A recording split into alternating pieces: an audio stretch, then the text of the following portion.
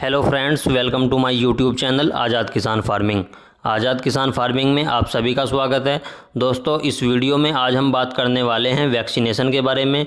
हमें कौन सी वैक्सीन करनी होती है, कब करनी होती है, कितनी करनी होती है, कैसे कैसे करनी होती है, 1 दिन से लेकर 2 साल तक की वैक्सीनेशन के बारे में आज हम पूरी जानकारी इस वीडियो में आपको देने वाले हैं। दोस्तों, अगर आपको वीडियो में जानकारी अच्छी लगे तो वीडियो को लाइक करें और अगर चैनल पर नए हैं तो चैनल को सब्सक्राइब करें और बेल आइकन ऑन कर लें। चलिए दोस्तों, करते हैं वीडियो को स्टार्ट। सबसे पहले आपको ऐसी हैचरी से चिक्स खरीदना चाहिए जो हैचरी पहले दिन की जो मैरेक्स की वैक्सीन है वो करके देती है। बहुत सारी ऐसी हैचरी हैं जो मैरेक्स की वैक्सीन नहीं करती है, तो आपको चिक्स खरीदने से पहले पूछ लेना चाहिए, पता कर लेना चाहिए कि भाई आप मैरेक्स की जो पहले दिन की वैक्सीन होती है वो आपने की है या नहीं की है। अगर की है तो ले सकते हैं आप, और अगर हैचरी वालों ने पहले दिन की मैरेक्स वैक्सीन नहीं की है तो आप उसे खुद से भी कर सकते हैं या हैचरी वालों से करवा के भी ले सकते हैं। 1 दिन के जो चिक्स में वैक्सीन की जाती है वो होती है मैरेक्स, और ये गर्दन में लगता है, चमड़ी में लगता है। अगर हमने ऐसी हैचरी से चिक्स ले लिया जिसने मैरेक्स की वैक्सीन नहीं की है तो नुकसान हो सकता है, क्योंकि मैरेक्स की कोई दवाई नहीं होती है और हमारे बर्ड्स में कोई भी बीमारी लग सकती है। उसके बाद जब हम चिक्स ले आते हैं और चिक्स 7 दिन के हो जाते हैं तो 7 दिन के बाद हमको लासोटा की वैक्सीन करनी होती है, और लासोटा वैक्सीन में भी F1 करनी होती है। और दोस्तों, ये वैक्सीन हमें अपने चिक्स में रानीखेत की बीमारी से बचने के लिए करनी होती है। अगर हमने अपने चिक्स में वैक्सीन नहीं की है लासोटा F1 की, तो हमारे चिक्स में रानीखेत की बीमारी लग सकती है। और रानीखेत की बीमारी पोल्ट्री फील्ड में सबसे घातक बीमारी मानी जाती है। इस बीमारी में बहुत ही तेज़ी के साथ मोर्टेलिटी होती है, जिससे फार्मर को भारी नुकसान का सामना करना पड़ सकता है। दोस्तों, रानीखेत की बीमारी क्या होती है, इसके क्या लक्षण होते हैं, इसकी क्या पहचान होती है, इसकी क्या मेडिसिन वैक्सीन होती है, हमने एक वीडियो बनाया है इसके ऊपर जिसमें सारी जानकारी मौजूद है। उसका लिंक हम आपको डिस्क्रिप्शन में दे देंगे। उसके बाद जब हमारे चिक्स की उम्र 14 दिन हो जाती है तो हमें IBD की वैक्सीन करनी होती है, यानी कि इन्फेक्शियस बर्सल डिसीज़ की वैक्सीन हमें करनी होती है। और ये वैक्सीन हमें गम्बोरों की बीमारी से बचने के लिए अपने चिक्स में करनी होती है। उसके बाद जब हमारे चिक्स की उम्र 21 दिन हो जाती है तो हमें अपने चिक्स में लासोटा की बूस्टर डोज करनी होती है B1 के नाम से। ये भी हमें रानीखेत की बीमारी से बचने के लिए करनी होती है। इससे भी रोग प्रतिरोधक क्षमता हमारे चिक्स की बढ़ जाती है। उसके बाद 28 दिन में हमें IBD का वैक्सीन करना होता है, इन्फेक्शियस बर्सल डिसीज़ का वैक्सीन करना होता है। ये गम्बोरू से बचाने के लिए हमें करना होता है। इससे भी हमारे चिक्स की रोग प्रतिरोधक क्षमता बढ़ जाती है।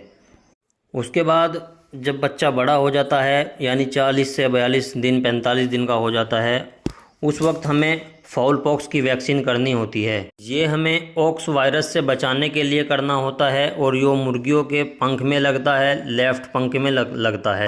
उसके बाद यही वैक्सीन हमें दोबारा करना होता है 90 से लेकर 100 दिन में, फाउल पॉक्स वाला। ये ऑक्स वायरस के करना होता है, ऑक्स वायरस की बीमारी से बचने के लिए, और इससे भी हमारे बर्ड्स में ऑक्स वायरस जैसी बीमारी से लड़ने की क्षमता बढ़ जाती है। दोस्तों, इसका भी वीडियो का लिंक भी मैं डिस्क्रिप्शन में डाल दूंगा। ऑक्स की पहचान क्या है, लक्षण क्या है, वैक्सीन क्या है, कैसे करनी होती है, ये आप वहाँ से जाके देख सकते हैं। उसके बाद हमें 51 दिन में एक वैक्सीन करना होता है जिसे कहते हैं R2B। ये भी हमें रानीखेत की बीमारी से बचने के लिए करना होता है, और इससे भी रानीखेत की बीमारी से बचने के लिए हमारे बर्ड्स में रोग प्रतिरोधक क्षमता बढ़ जाती है। इसे करने के लिए एक इम्पोर्टेंट बात होती है, इसे हम पानी में या आँख में नहीं दे सकते हैं। ये वैक्सीन हमें बाई इंजेक्शन करना होता है, और ये लेफ़्ट वाले पंख में करना होता है। इसे हमें आधा ml छोटी वाली सीरीज़ से करना होता है। और दोस्तों, मैं आपको बता दूं, फॉलपॉक्स और रानीखेत R2B का जो वैक्सीन है, ये आपको जब तक करते जाना है जब तक आपको मुर्गी रखनी है, यानी जब तक आपको मुर्गियों से अंडा लेना है। दोस्तों, अगर हम कोई भी वैक्सीन नहीं करते हैं तो क्या होगा, चलिए अब हम इस पे बात कर लेते हैं। अगर हमने मेरेक्स का वैक्सीन जो पहले दिन में होता है, अगर हमने वो नहीं किया है तो उसका कोई इलाज नहीं है, सारे चिक्स मर सकते हैं। अगर किसी चिक्स का इम्यूनिटी सिस्टम मजबूत है तो वो बच सकता है 1%। दूसरा जो मैंने बताया था लासोटा का 7 दिन वाला, अगर हमने ये नहीं किया तो हमारे चिक्स में रानीखेत की बीमारी लग सकती है। और रानीखेत की बीमारी पोल्ट्री फील्ड में सबसे घातक बीमारी मानी जाने वाली बीमारी है, और इसमें बहुत स्पीड से मोर्टेलिटी होती है, और ये इस बीमारी की चपेट में हर साल लाखों करोड़ों मुर्गियां मर जाती है। और जो फिर हमने बताई थी तीसरे नंबर पे 14 दिन की IBD इन्फेक्शस बर्सल डिसीज़ की, ये गंबोरू के लिए है। ये भी हमें करना बहुत ज़रूरी होता है, इससे भी हमें भारी नुकसान का सामना करना पड़ सकता है। उसके बाद हमने आपको बताया था लसोटा की बूस्टर डोज 21 दिन वाली, ये भी करना बहुत ज़रूरी होता है। और उसके बाद IBD बताई थी 28 दिन में, ये भी ज़रूरी होता है। और 42 दिन में 40-42 दिन में हमने फॉलपॉक्स बताया था, ये भी बहुत ज़रूरी होता है। 90 दिन में दूसरी इसकी वैक्सीन करनी होती है फॉलपॉक्स की, और 51 दिन में RB2 रानीखेत की वैक्सीन करनी होती है। ये सारी वैक्सीन जो मैंने आपको बताई है, ये बहुत ज़रूरी करनी होती है। अगर आप नहीं करेंगे तो हमें भारी नुकसान का सामना करना पड़ सकता है और हमारे चिक्स मर सकते हैं। और दोस्तों, मैं आपको बता दूं, ये सारी वैक्सीन बहुत ज़्यादा कॉस्टली नहीं होती है, बहुत कम दाम पे मिल जाती है। बहुत सारे फार्मर्स सोचते हैं कि इतनी सारी वैक्सीन बहुत सारे पैसों की आएगी, नहीं करते हैं, छोड़ देते हैं। तो दोस्तों, ऐसा सोचने से आपको भारी नुकसान का सामना करना पड़ सकता है। ये सारी वैक्सीन बहुत ही कम कॉस्टली होती है, ज़्यादा हाई फाई कॉस्टली ये वैक्सीन नहीं होती है। तो मैं आपको राय दूंगा कि आपको सारी वैक्सीन जैसे बताई गई है, जौन सी बताई गई है, जितनी बताई गई है, जिस टाइम पे बताई गई है, आपको सारी करनी चाहिए। ये सारी वैक्सीन आपको किसी भी वेटनरी शॉप पे आसानी के साथ मिल जाती है। इसके साथ साथ हमें बायोसिक्योरिटी का बहुत ध्यान रखना ज़रूरी होता है। बायोसिक्योरिटी क्या होता है कि हमें किसी को भी फार्म में अंदर नहीं जाने देना है डायरेक्टली।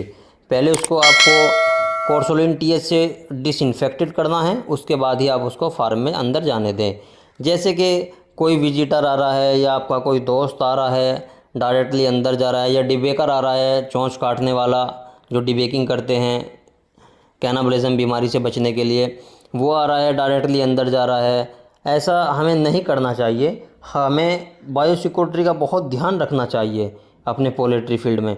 और इससे बचने के लिए हमें कोर्सोलिन TH से या B904 से आने वालों को डिसइंफेक्टेड करना होता है, और उसके बाद ही फार्म में अंदर जाने दें।